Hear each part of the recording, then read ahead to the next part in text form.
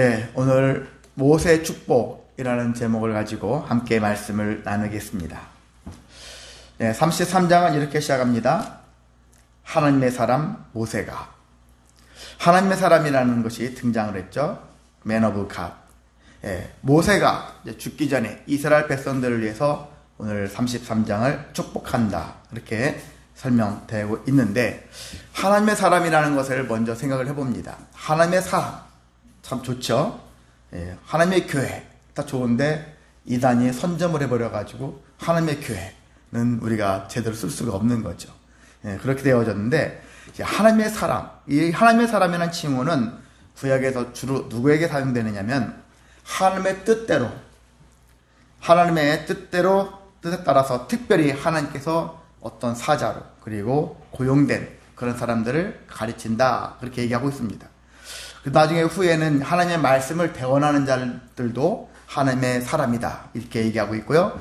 그리고 다윗이나 이런 왕 같은 사람이나 사무엘 같은 사람들한테도 특별히 하나님의 종들이다 하면서 하나님의 사람이라고 이렇게 표현하기도 합니다.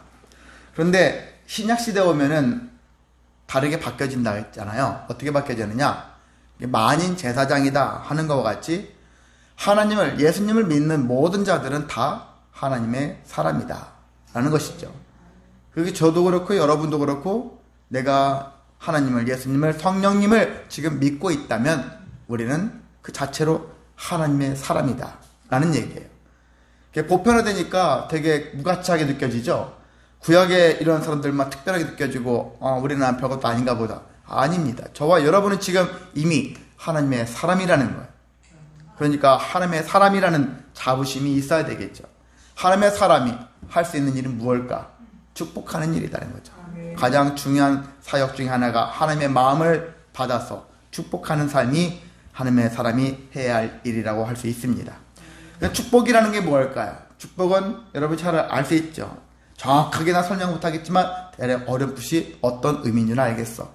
대부분 이렇게 생각할 겁니다. 우리가 또 사전적으로 본다면 행복이나 평안이나 성공이나 건강이나 사랑 같은 수많은 어떤 진리적인 용어들이 있지 않습니까? 이런 것들이, 이런 에너지들이 그 사람에게 임하기를 바라는 것, 이런 것들이 마음의 표현이다, 이렇게 얘기해요. 세상에서 얘기하는 바가 그렇게 생각할 수 있고요. 우리는 기독교 입장에서, 신앙, 종교적 관점에서 본다면은 어떤 신이 있어요. 그 신에게 바라고 그 신이 그걸 해결해 주기를 소망하는 마음이 축복의 모습이라고 할 수가 있습니다.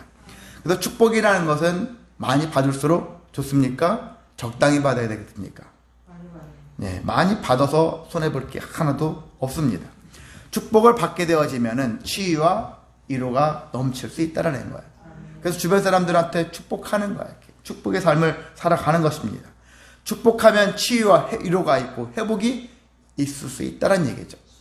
날마다 100% 완벽하게 있다라고 장담은 할 수 없지만 있게 될 가능성이 많아진다면 우리는 어떻게 합니까?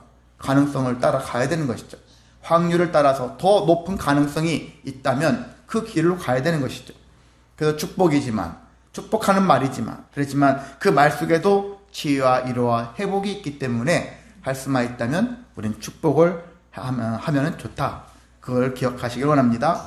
또한 축복을 하게 되어지면 너와 나 사이에 관계가 잘 형성이 될 수 있어요. 축복하는 관계인데, 여러분 하나님에 대해서도 그렇고 이웃에 대해서 사람들에게 축복에 대한 것들이 자주 왕래하게 되어지면 자연스럽게 관계가 형성이 될 수밖에 없어요. 관계가 깊어질 수밖에 없습니다. 그런 관계니까. 그러니까 믿음의 관계, 신뢰 관계가 쌓일 수밖에 없는 것이죠. 그래서 여러분이 사람과 사람 관계에도 좋아지려면 축복의 언어를 많이 쓰라는 거예요. 축복의 언어. 부부 관계도 그렇고 자녀 관계도 그렇고 서로 지적하기에 바쁘겠지만, 그렇지만 저도 그렇게 살아와서 제가 지적맨인데, 근데 지적을 가능하면 안 하려고. 나중에 목회자로서 살면서 내가 내 언어 습관을 보니까 기질적인 것도 성격적인 것이 다른 사람의 눈에 걸리는 것들을 자주 지적하는 사람이었거나 하는 것들을 발견하면서부터는 하나씩 고쳐가려고.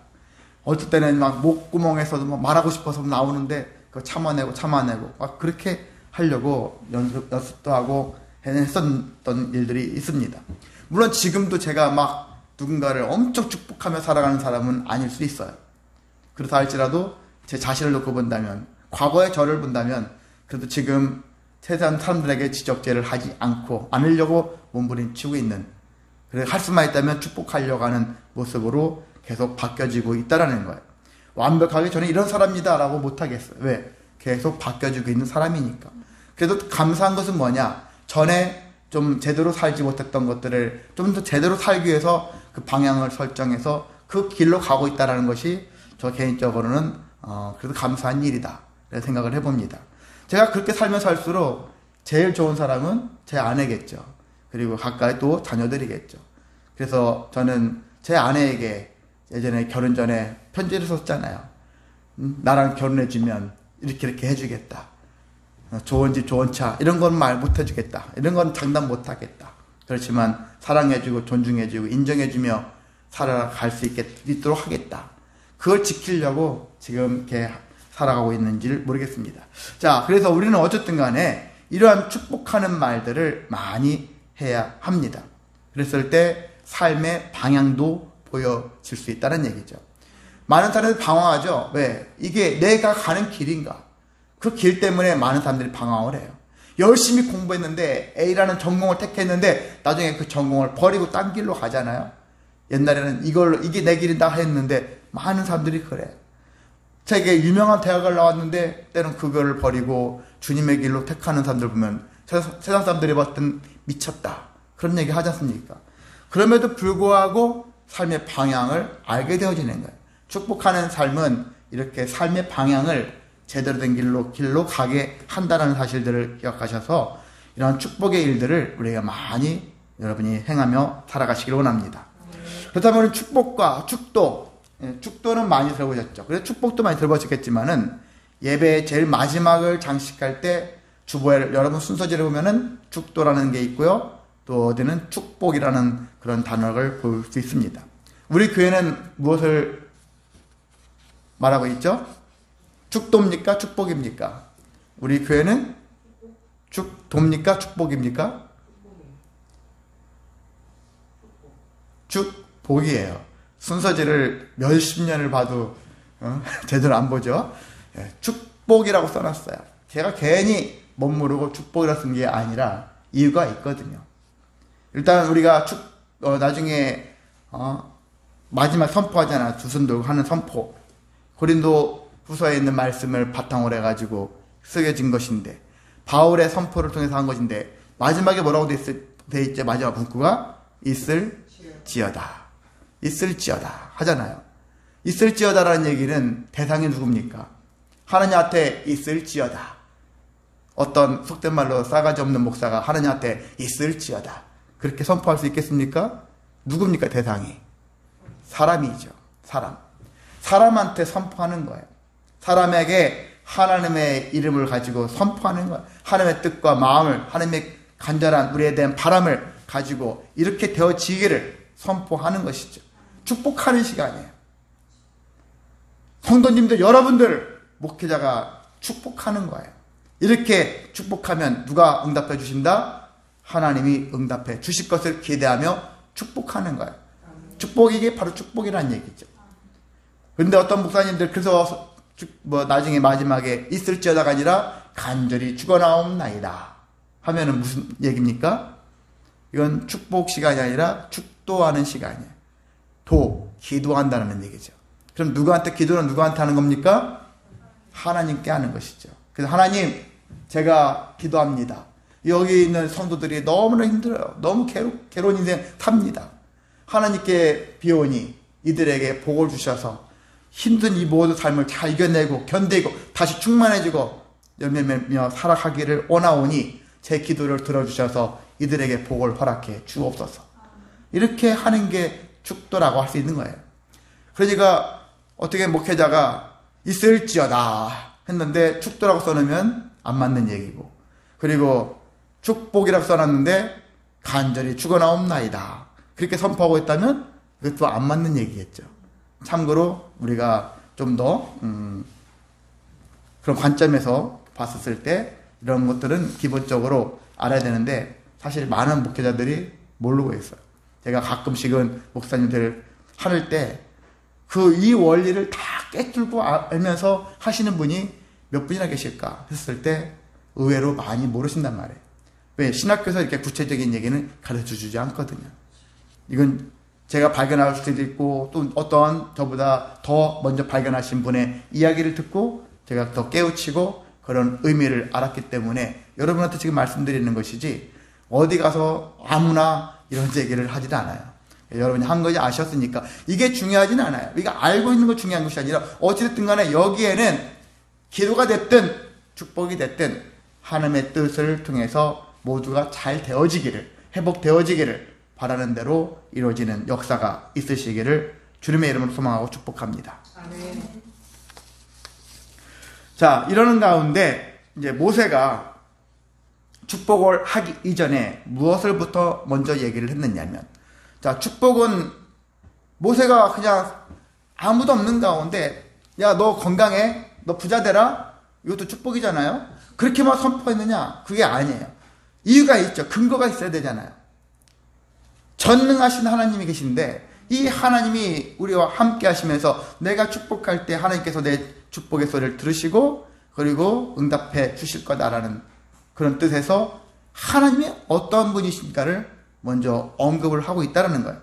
오늘 1절부터 우리 5절까지 읽었을 때 그 하나님에 대한 묘사가 나오는 거예요. 그래서 간단히 보겠습니다. 일단 2절에 보면 하나님은 시내산에 오셨고, 당시에 시내산에서는 의미가 뭐예요? 시내산은 율법을 받은 산이지 않습니까? 이 시내산에 오셨는데 이에 시내산은 뿐만 오신 것이 아니라 그에 보니까 세일산이라는 곳과 바란산에서도 비추셨다. 거기서 일어나셨고 비추셨다. 이런 얘기를 하고 있어요. 하나님께서 임했다라는 얘기예요. 강림하셨다. 하나님이 강림하셨는데 시내산 한 곳에서만 반짝하고 거기서만 작은 불꽃 하나가 일어난 것처럼 딱 일어나고 소멸해서 사라진 것이 아니라 거기서 일어났지만 가나안 땅 모든 지역에 환히 하나님의 강림의 역사가 펼쳐졌다라는 그런 의미를 담고 있다고 할 수 있는 것입니다. 그때 하나님의 오른손에는 여기 보면은 번쩍이는 불이 있었다는 얘기예요. 번쩍이는 불. 근데 번쩍이는 불 했는데 이 불은 율법을 얘기하는 거예요. 제 뜻이 아니라 실제 여기 성경에도 그런 얘기가 나와 있죠. 밑에 각주에 보면은 여기 불가타역과 및 사본에는 불타는 율례 나와 있죠. 제일 아래쪽에 보면 자 그런 것처럼 율법이라는 거예요. 하나님께서는 율법을 가지고서 강림하셨고 모세가 그 율법을 받아가지고 나중에 백성들을 향해서 반포한 것을 알 수가 있습니다. 자, 이렇게 하나님께 영광스러운 강림이 먼 곳까지 퍼져나갔다는 시적 표현과 함께 하나님이 어떤 하나님이냐? 3절에 보면 하나님의 시내산에서 율법의 말씀을 받은 백성들을 어떻게 하셨을까요? 사랑하셨다 하는 거예요. 율법을 받은 모든 백성들을 사랑하신다는 거예요. 오늘날 하나님의 말씀을 받은 자들에게 하나님은 사랑하신다는 얘기죠. 받는다는 지식으로 알고 하나님 말씀을 분석해가지고 어떻게 하면은 이 말씀을 바닥에 내 덩덩이 칠까 하는 불순한 의도를 가지고 지식으로만 가득 찬 사람들이 아니라 하나님의 말씀에 순종하고자 하는 그런 마음을 가지고 그런 목적을 가지고 말씀을 받은 자들을 하나님은 사랑하신다는 거예요. 여러분 사랑받는 자가 되고 싶지 않습니까? 그럼 그렇게 되어지는 거예요. 부모 입장에서 학부모라는 관점을 놓았을 때 자녀가 사랑받는 일은 공부하는 거예요. 학부모라는 개념에서. 근데 학을 빼고 부모는 부모가 더 중요하죠. 학부모는 어느 부분에서는 학부모지 전체적인 것에는 부모가 되어야 되는 것이죠. 학부모 입장에서만 자식을 때려잡아요. 맨날 학원 보낼까 어디에 보낼까 성적이 조금만 떨어지면은 계속 쪼이죠. 그렇게 하는 것이 학부모의 할 일이지만은 학부모를 뛰어넘어서 진정한 부모로서 전인격적인 부모로서 자녀를 키우려고 하는 마음을 가져야 되는 것이 부모가 할 일이지. 근데 오늘날 우리나라는 너무 학구열이 좀 불타올라서 이게 학부모들이 많다는 얘기죠. 부모로서가 아니라 학부모로서 존재한다는 얘기죠. 안타까운 일입니다. 자, 그런 관점에서 우리는 율법을 받은 자는 하나님이 사랑하신다는 것들을 아시고 이런 하나님이 사랑하신다 어떻게 사랑하시느냐? 모두가 그의 수중에 있다. 수중에 있다는 얘기는 그의 품 안에 있다는 얘기, 그의 손 안에 있다는 얘기죠. 다 그의 것이다. 하나님의 소유된 백성이다. 우리가 하나님의 것이라는 얘기죠. 여러분이 하나님의 것인 것을 여러분이 거부한다면 여러분의 인생은 뻔합니다. 둘 중에 하나거든요. 하나님의 것이든지 사단, 마귀의 것이든지 둘 중에 하나거든요. 나 하나님의 것이 되기를 싫습니다. 거부한다면 우리는 마귀의 소유가 될 수밖에 없는 것이죠. 그러니까 하나님의 것이 되어지는 것이 복이라고 할 수가 있는 것입니다. 자, 또한 주의 발 아래에서 앉아가지고 주의 말씀을 받는다. 주의 발 아래 앉아서 마리아가 예수님의 발 아래에서 앉아가지고 주의 말씀을 들었던 것 같은 것을 연상한다면은 그래요. 내가 주님의 말씀대로 순종하며 따라가겠습니다. 이와 같은 그런 태도라고 할 수가 있겠습니다. 자, 4절에 보면은 모세가 율법을 명령하였으니 곧 야곱의 총의 기업이다. 그렇게 얘기하고 있어요. 야곱의 총의 기업이라는 말 좀 어렵죠. 어려운 말인데 여호와의 회중인 이스라엘 전체. 야곱이라는 것은 나중에 이스라엘로 이름이 바뀌어졌잖아요. 그리고 이스라엘이라는 나라가 지금도 존재하지 않습니까? 이스라엘 지파 전체를 얘기하고 있어요.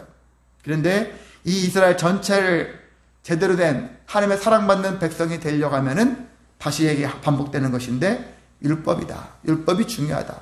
율법을 받은 자들을 하나님께서는 이스라엘 백성들을 모으시고 그런 자녀 삼아 주시고 그의 소유로 삼아 주신다라고 할 수가 있겠습니다.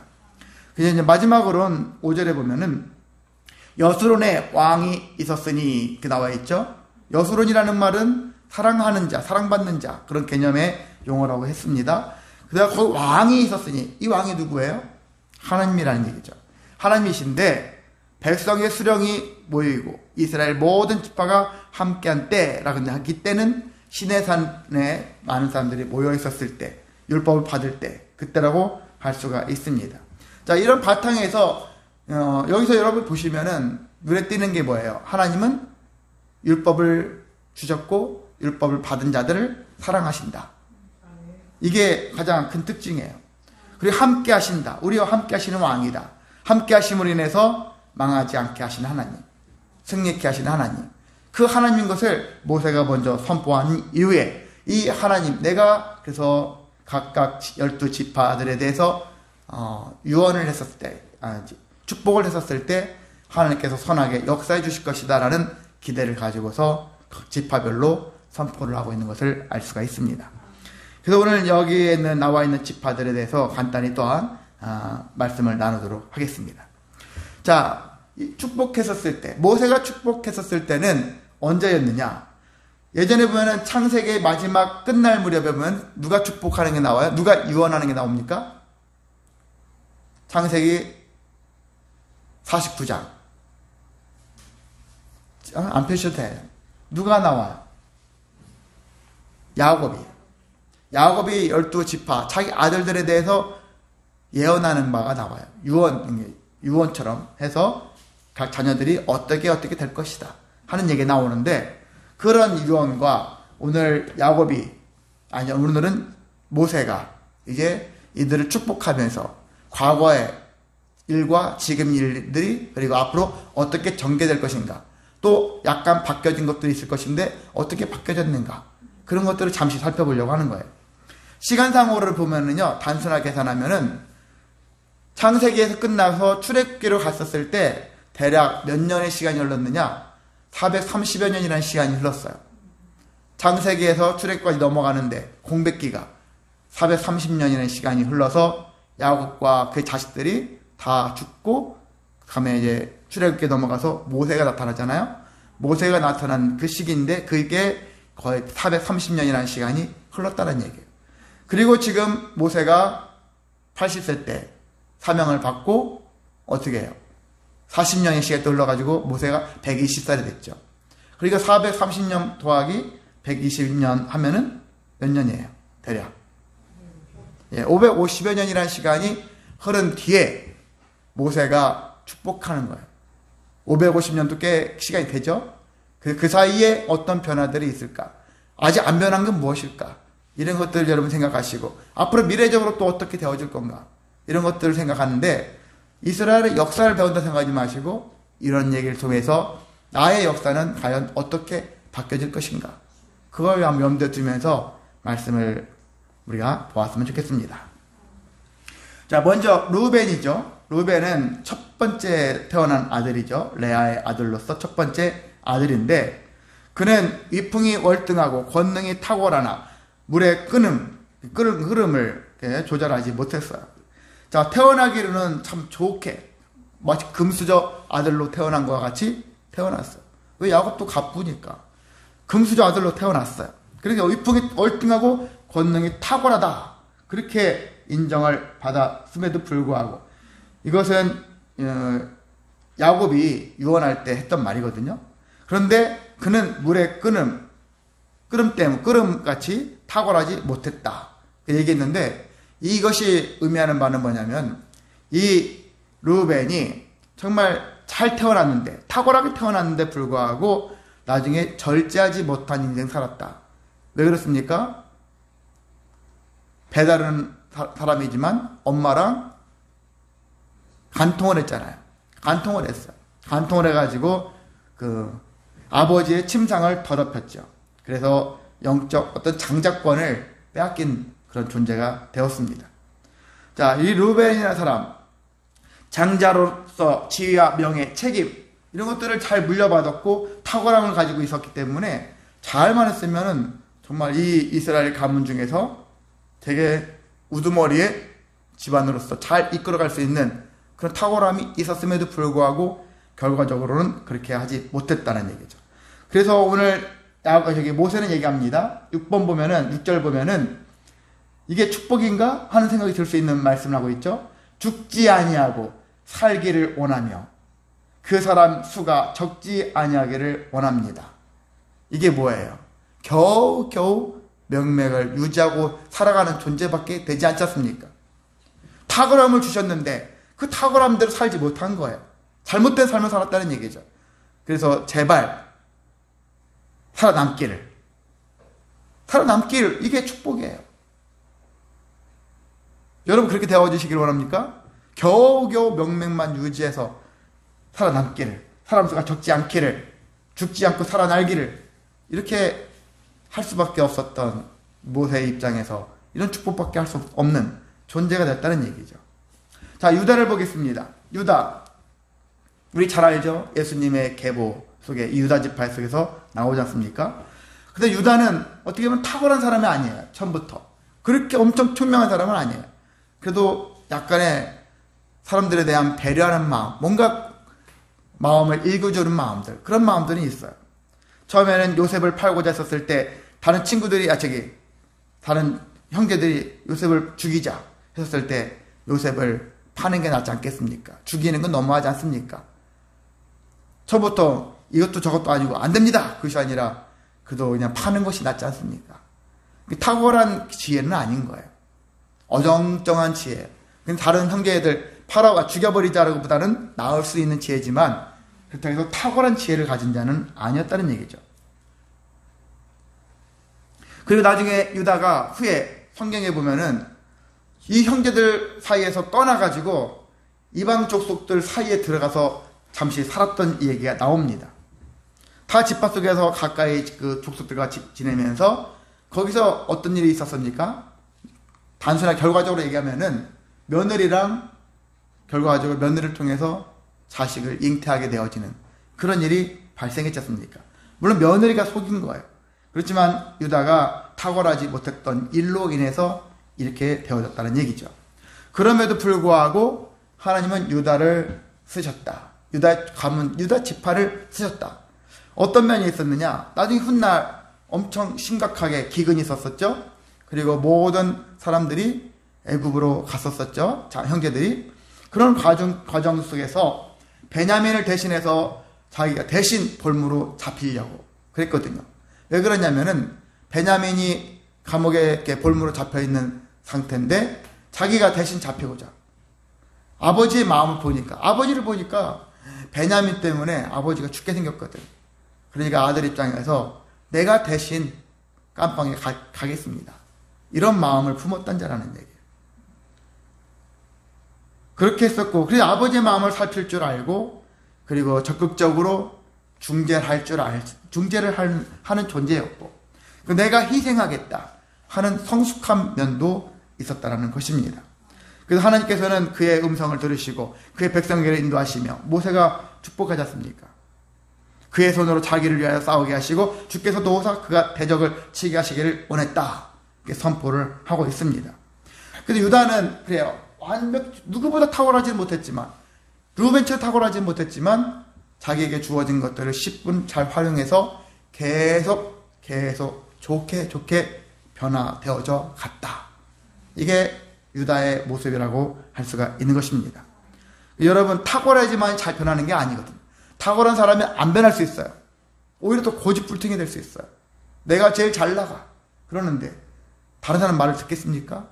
그래서 내가 부족한데, 그래서 내가 더 열심히 바뀌어져야 되겠구나, 더 변화되어져야 하겠구나, 이런 마음을 가질 수가 있다고 할 수 있는 것입니다.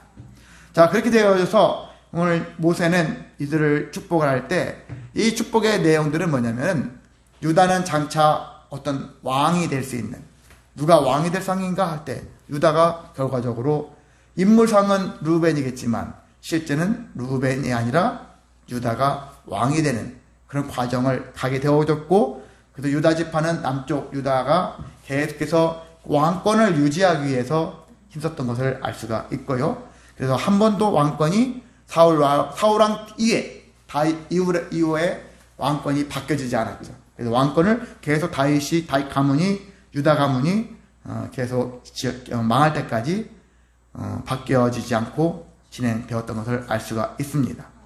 그래서 축복의 내용들을 본다면은요, 이스라엘 왕에 관계된 것이면서 나중에 야곱도 옛날에 축복하기로 550년 전에 축복하기로는 그에게 모든 백성이 복종할 것이다, 그렇게 선포했던 것처럼 모든 형제들이 복종할 수 있는 그런 모습으로 왕권이 형성되었던 것을 알 수가 있습니다. 자, 레이를 보겠습니다. 우리가 잘 알고 있는 레이는 어떤 자가 되어졌느냐? 하나님의 뜻을 알아내는 사명을 가진 자가 되었다라는 것입니다. 여러분이 제사장 보면은 우림과 둠밈이라고 있잖아요. 우림과 둠밈, 정확하게 이것을 어떻게 하는지는 모르겠지만은 제사장이 갖고 있으면서 제비를 뽑아가지고 이게 하나님의 뜻인지 아닌지를 분별할 수 있는 그런 것을 이걸 판단했다는 얘기죠. 자, 레이는 이렇게 하나님의 뜻을 알아내는 사명을 가진 자들이 되어졌다는 것을 알 수 있는데, 사실 레이는 원래 저주받은 지파였죠. 누구와 함께? 시몬과 함께. 시몬과 레이가 왜 야곱으로부터 저주를 받았냐면은, 그 여동생 디나 있잖아요. 디나. 세겜 추장에게 성폭행 당했지 않습니까? 그걸 복수하기 위해서 거짓으로 결혼시킨 결혼시킬 때 사전에 조건이 있었죠. 할례를 받게 했고, 할례를 받아서 극심해졌었을 때 그들을 다 죽였죠. 남자들을 다 죽이는 그런 일로 인해 가지고 야곱이 엄청 두려워했고, 이 아들들에게 두려워하면서 이 아들들을 저주했죠. 너희들은 흩어져 살 것이다. 흩어질 것이다. 백성 중에 흩어질 것이다. 잔해하는 기계다. 이렇게 얘기를 했었어요.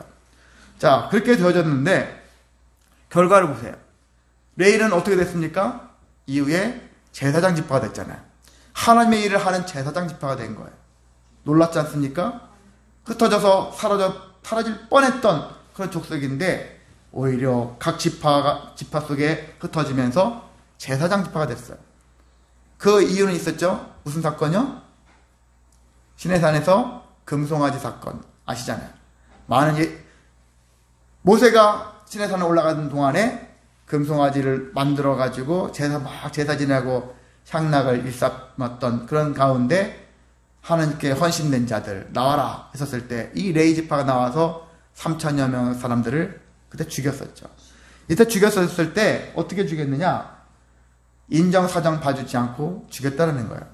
야, 잔혹하다. 그런 개념이 아니라 그런 뜻으로 생각하지 마시고, 그들을 여기 구절에 그런 내용이에요. 구절이 여러분 읽다 보면 무슨 말인가 할 건데, 그의 형제들을 인정하지 아니하며 그의 자녀를 알지 아니한 것은, 이렇게 이 표현이 뭐냐면은, 야, 이 사람의 상황을 다 알면 어떻게 해요? 마음이 흔들리죠.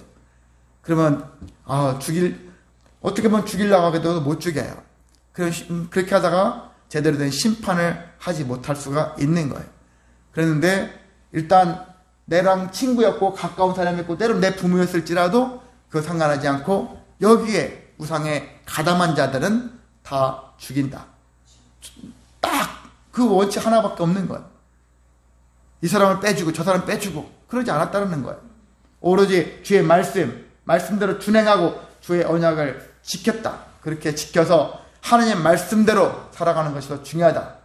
그걸로 헌신되어졌기 때문에 그래서 이들이 레위 지파가 정말 많은 백성들 가운데 흩어져서 사라질 뻔했는데 그렇지 않고 이들은 존재했다는 얘기죠. 그것도 하나님의 말씀을 받은 자로서. 그래서 레위 10절에 보면은 레위에 대해서 어떻게 나오냐면 레위가 하는 일들이 나오죠. 크게 두 가지 일을 얘기하고 있습니다.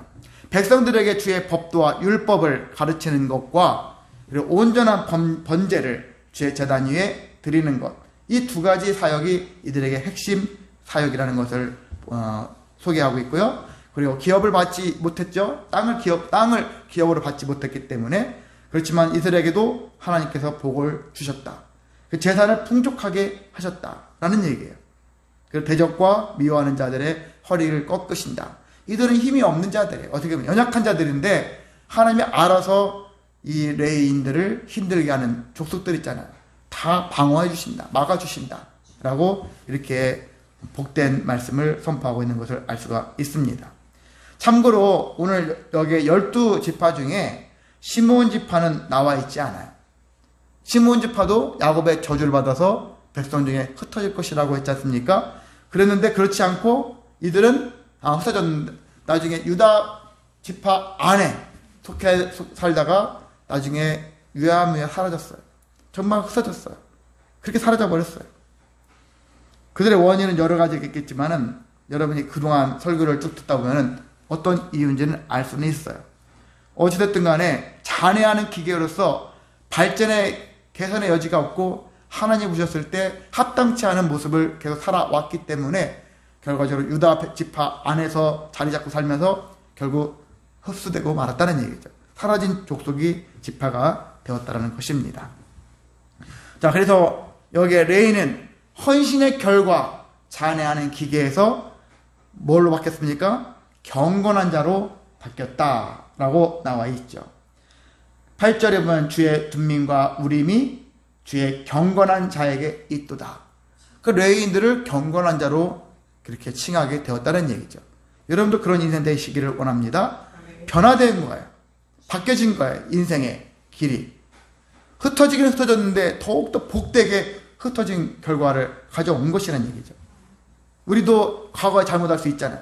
근데 오늘 내가 열심히 회개하고 하나님의 말씀대로 준행했더니 경건한 자가 되어졌더니 선하게 바뀌어지는, 놀랍게 바뀌어지는 역사가 레인처럼 있게 되어지기를 소망합니다.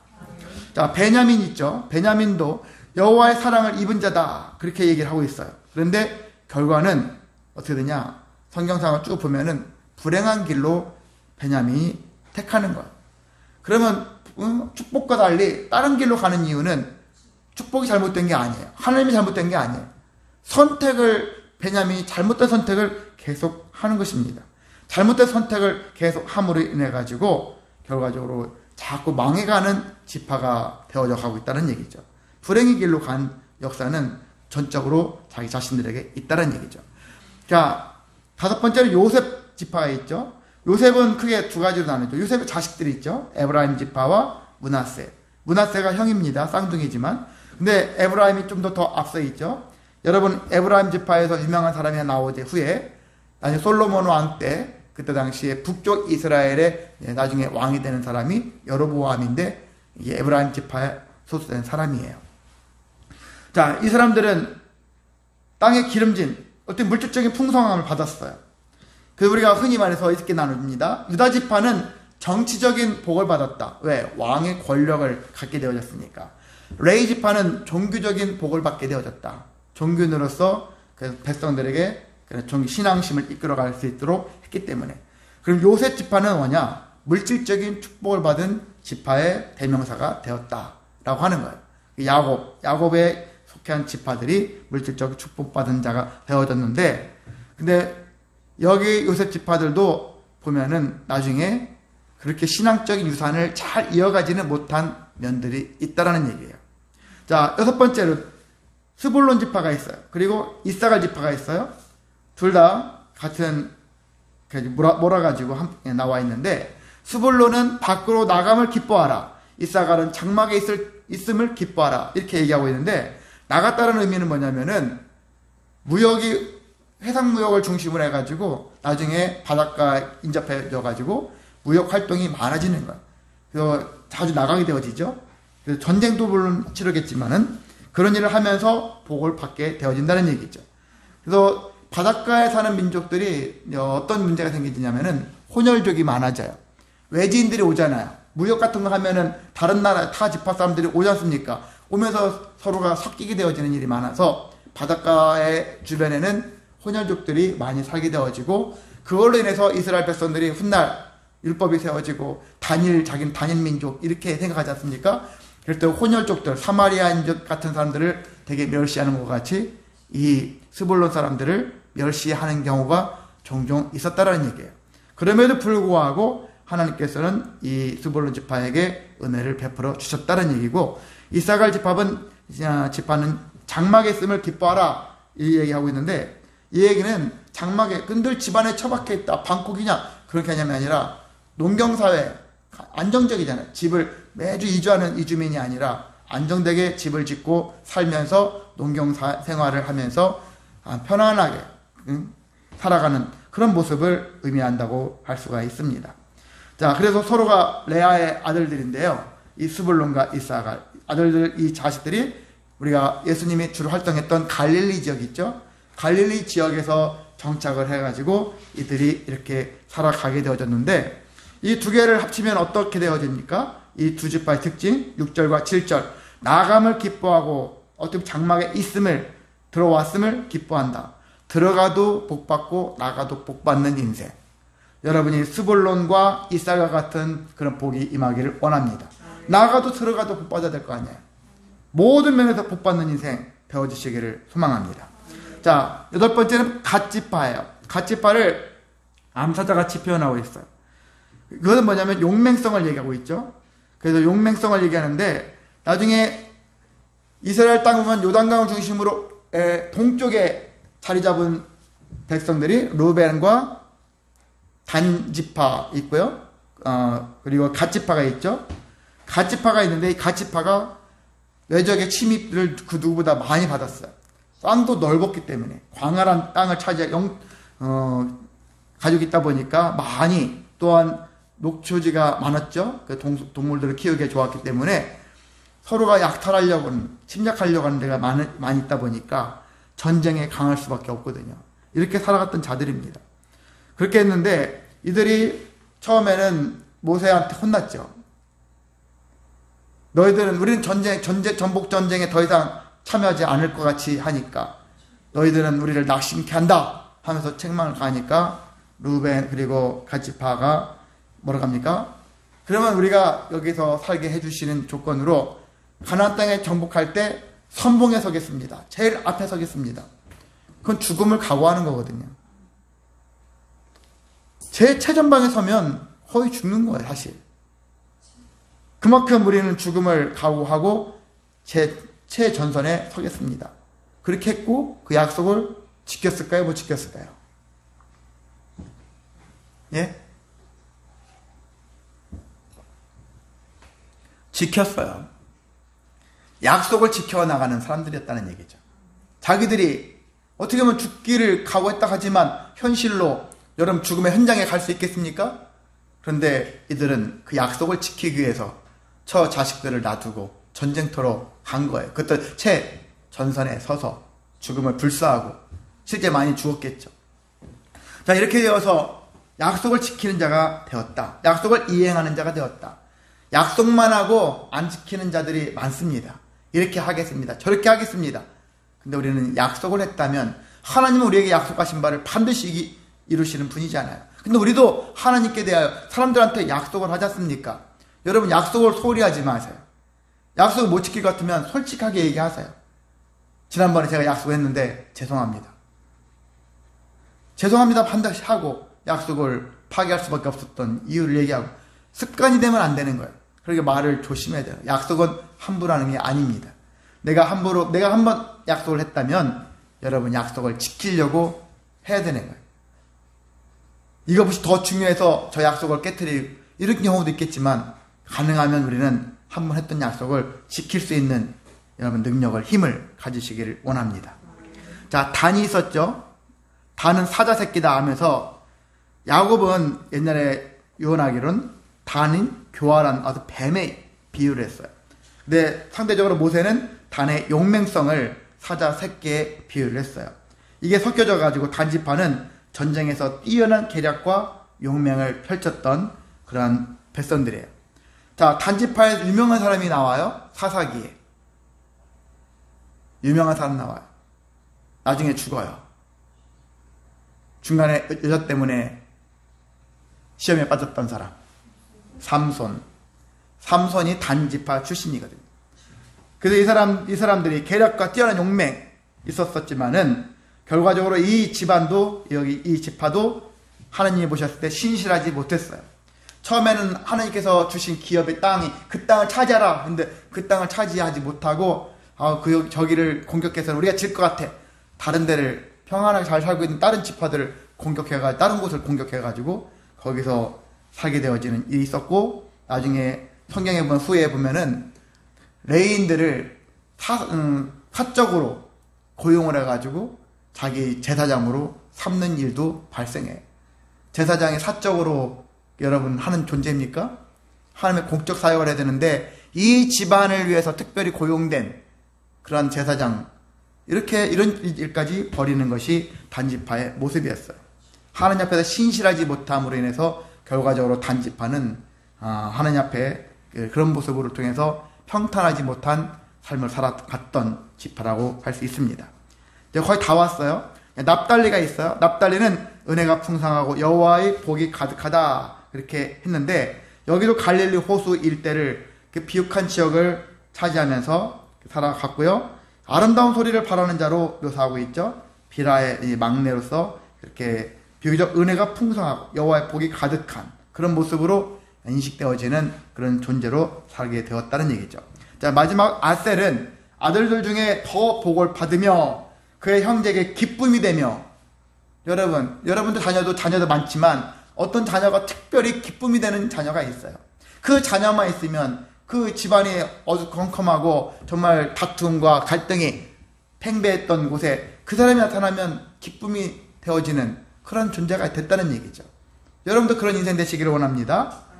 나만 가면 자꾸 트러블이 생겨요. 문제가 생겨. 그렇지 말고 내가 갔더니 모두가 평안의 길로, 화평의 길로, 기쁨과 감사가 넘치는 길로 가게 되어지는 것이 얼마나 중요하겠습니까?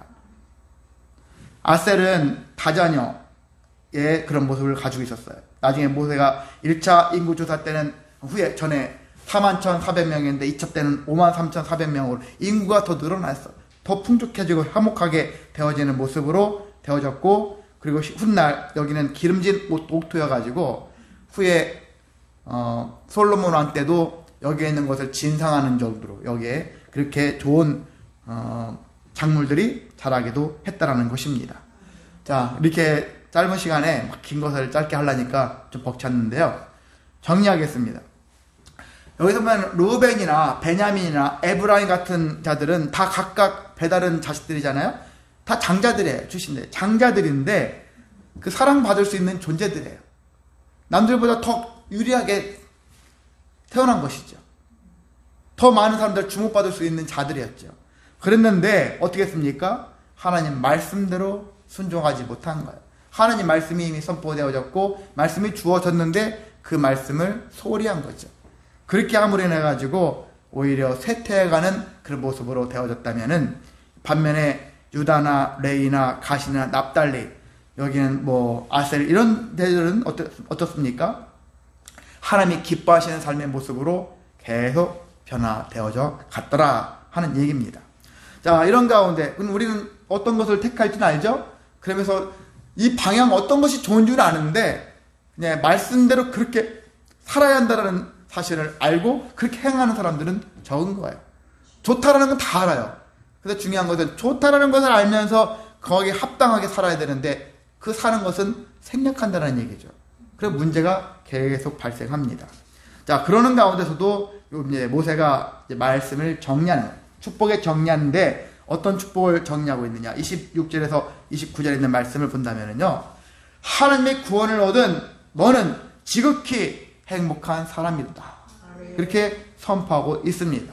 자, 어찌 되었든 간에 우리는 하나님의 지목받은 자로서, 택함 받은 자로서 바로 행복한 사람이다. 구원받은 자로서 행복하지 않습니까? 구체적인 얘기는 26절에 하면 하나님이 친히 우리를 도와주시니까 우리가 얼마나 행복합니까? 또한 27절에 하나님이 우리의 처소가 되어주시니 우리는 지극히 행복한 사람입니다. 28절에도 그렇죠. 하나님이 우리에게 은혜를 내려주시니까 우리는 또 행복한 사람입니다. 이렇게 선포할 수 있는 믿음이 있으시기를 원합니다.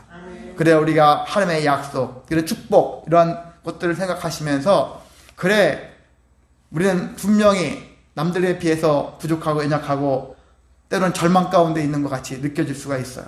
그럼에도 불구하고 하나님이 우리와 함께 하셔서 도와주시고 처소가 되어주시고 은혜를 내려주심으로 인해서 나는 행복한 사람이구나.